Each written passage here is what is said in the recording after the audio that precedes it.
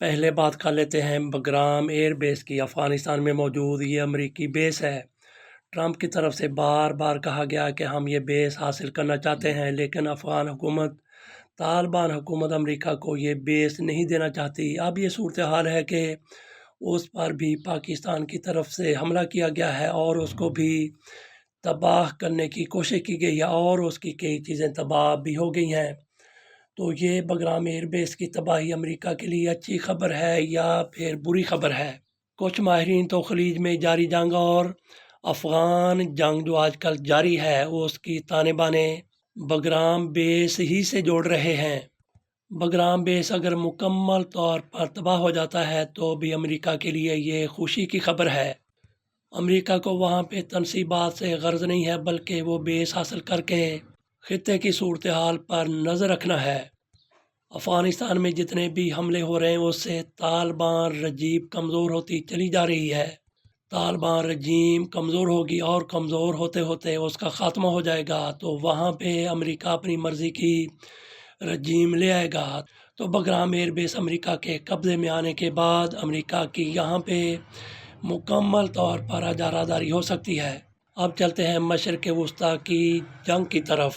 ایران کے پاسداران انقلاب کی طرف سے واضح طور پر کہا گیا ہے کہ آبنائے ہرمز مکمل طور پر ان کے کنٹرول میں ہے، جبکہ ٹرمپ کی طرف سے کہا گیا کہ ایرانی بحریہ کو مکمل طور پر ختم کر دیا گیا ہے۔ ایران کا یہ بھی دعویٰ ہے کہ گزشتہ روز 160 امریکی مختلف حملوں میں ہلاک کیے گئے ہیں، جبکہ اب تک ہلاک ہونے والے امریکیوں کی تعداد 650 ہو چکی ہے۔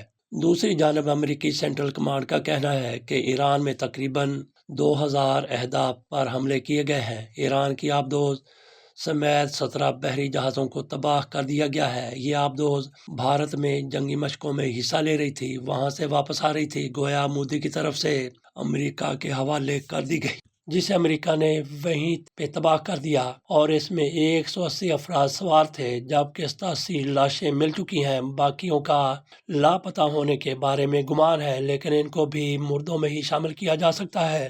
جنگ کے دنوں میں فریقین کی طرف سے مبالغہ آرائی ضرور کی جاتی ہے، لیکن سچ چھپا نہیں رہ سکتا۔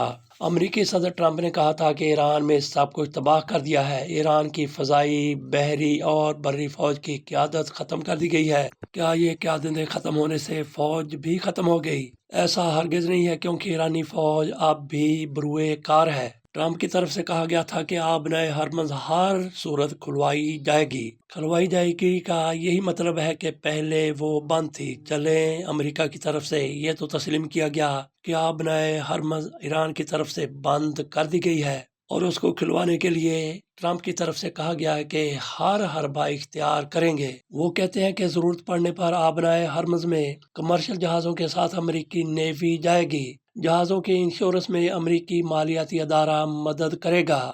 آئل ٹینکر سمیت تمام تجارتی جہازوں کو انشورنس اور گارنٹیز فراہم کی جائیں گی۔ اقدام کا مقصد خلیج میں جاری کشیدگی کے دوران تجارتی سرگرمیوں کا تحفظ ہے، یہ امریکی صدر کی طرف سے کہا گیا۔ آبنائے ہرمز کو کراس کرنے کے لیے امریکی تیار ہوں گے، امریکی جہاز بھی تیار ہوں گے، اور اسی طرح سے دیگر ممالک کے جہاز بھی آبنائے ہرمز کو کراس ضرور کرنے کی کوشش کریں گے۔ لیکن کیا امریکہ کا ہر اتحادی اپنے لوگوں کو خودکشی پر آمادہ کر سکے گا؟ اور یہ بھی واضح کرتے چلیں کہ ابھی تک ڈرون شپ نہیں بنے، یعنی بغیر پائلٹ کے بحری جہاز نہیں چلتے۔ دوسرے ملکوں کے جہازوں کو چلانے کے لیے پھر ٹرمپ اپنے امریکی پائلٹ یا پھر کیپٹن ان کو فراہم کرے گا۔ نیتن یاہو کی طرف سے دعویٰ کیا گیا ہے کہ ایک اور اہم ایرانی شخصیت کو شہید کر دیا گیا ہے۔ ایک یہ بھی خبر ہے کہ امریکہ اور اسرائیل قریبی اتحادیوں کی حمایت سے محروم ہو گئے، کیونکہ برطانیہ، اسپین، فرانس اور کینیڈا کا ایرانی جنگ میں شرکت کرنے سے انکار کیا گیا ہے۔ ایران نے نیا وار کیا ہے۔ وعدہ صادق 4 کی 16ویں لہر شروع ہو گئی۔ میزائل حملوں کے ساتھ ساتھ بڑی تعداد میں ڈرونز بھی اسرائیل کی سمت روانہ کیے گئے ہیں۔ دنیا بھر میں اسرائیلی سفارت خانوں کو نشانہ بنانے کا اعلان کیا گیا ہے ایران کی طرف سے۔ ہم طویل جنگ کے لیے مکمل تیار ہیں، یہ ترجمان ایرانی وزارت دفاع کی طرف سے کہا گیا ہے۔ ادھر قطر کی طرف سے دعویٰ کیا گیا ہے کہ پاسداران انقلاب کے 10 جاسوس گرفتار کیے گئے ہیں۔ سری لنکا کے ساحل کے قریب ایرانی بحری جہاز ڈوب گیا۔ ایران پر تیسری فوجی کارروائی کی تیاری ہے، نئی قیادت بھی نشانہ پر ہے، 1 ہفتے میں حملوں پر مکمل قابو پا لیں گے، یہ ڈونلڈ ٹرمپ کی طرف سے کہا گیا ہے۔ فرانسیسی صدر ایمانوئل میکرون اور کینیڈین وزیر اعظم مارک کارنی نے ایران پر امریکی اور اسرائیلی حملوں کو بین الاقوامی قوانین کے منافی قرار دیا ہے۔ مشرق وسطی میں کشیدگی کم ہونی چاہیے، خطے میں پرامن حل اور تحمل کا راستہ اپنانا ناگزیر ہے، یہ ہسپانوی وزیر اعظم کی طرف سے کہا گیا ہے۔ ادھر پاکستان میں وزیر اعظم کی زیر صدارت پارلیمانی پارٹیوں کے رہنماؤں سے بات کی گئی ہے، ان کو بریفنگ دی گئی ہے۔ اتحاد ضروری ہے، سفارتی کوششیں تیز کی جائیں، یہ اعلامیہ ہے اس اجلاس کا۔ اس اجلاس میں پی ٹی آئی کی نمائندگی موجود نہیں تھی۔ ان کی طرف سے کہا گیا تھا کہ ہماری پہلے عمران خان سے ملاقات کروائی جائے، ان کی مشاورت سے ہم اجلاس میں شریک ہوں گے، لیکن رجیم کے بس اور اختیار میں نہیں ہے کہ عمران خان کے ساتھ ان کی فیملی کی، ان کے وکلاء کی یا ان کے پارٹی کے لیڈروں کی ملاقات کروا دی جائے۔ یہ پارلیمانی رہنما بیٹھے تو ایک دوسرے کی تعریفیں ہی کرتے رہے۔ پاکستانی سفارتی کوششوں کی تعریف کی گئی اور تجاویز پیش کی گئیں۔ بلاول فضل الرحمان شریک ہوئے، پی ٹی آئی کا کوئی رکن نہ آیا۔ پارلیمنٹ کا مشترکہ اجلاس میں بھی ان کیمرہ بریفنگ ہوگی، یہ وزیر قانون کی طرف سے کہا گیا ہے۔ مزید بھی اس اجلاس کی رویداد باقی ہے۔ ایران اور خلیجی ممالک کے مابین کشیدگی میں کمی اولین ترجیح ہے، تنازع کی شدت کم کرنے کے لیے ہر ممکن کوشش کی، یہ وزیر اعظم کی طرف سے بریفنگ کے دوران کہا گیا ہے۔ ڈپٹی وزیر اعظم اسحاق ڈار کی طرف سے 2 طرفہ رابطوں کے بارے میں بھی آگاہ کیا گیا۔ خارجہ پالیسی متوازن انداز میں چلائی جائے، یہ بلاول بھٹو زرداری کی طرف سے تجویز دی گئی ہے، جنہوں نے اس موقع پر خاموشی اختیار کی جب ان سے پوچھا گیا کیا آپ ٹرمپ کے نوبل انعام کی آپ بھی حمایت کرتے ہیں، کیونکہ ان کو بھی نظر آتا ہے کہ میرے سر پر بھی ٹرمپ کا سایہ ہوگا تو میں وزیر اعظم بن سکوں گا۔ اور مریم نواز شریف صاحبہ نے بھی مکمل خاموشی اختیار کی، کوئی بات اس پر نہ کی جب ان سے بھی یہی سوال کیا گیا۔ ان کو بھی یہی نظر آتا ہے کہ ٹرمپ کے زیر سایہ ہی وہ وزیر اعظم بن سکتی ہیں۔ رانا ثناء اللہ کہتے ہیں کہ کوشش ہے کسی معاہدے پر جنگ ختم ہو جائے، لگتا ہے طول پکڑے گی۔ اور وزیر اعظم کی طرف سے یہ بھی خبر شائع کروائی گئی ہے کہ انہوں نے ہولی پر مبارکباد دی ہے، گویا وہ ایسے ماحول میں بھی مبارکباد دینا نہیں بھولے۔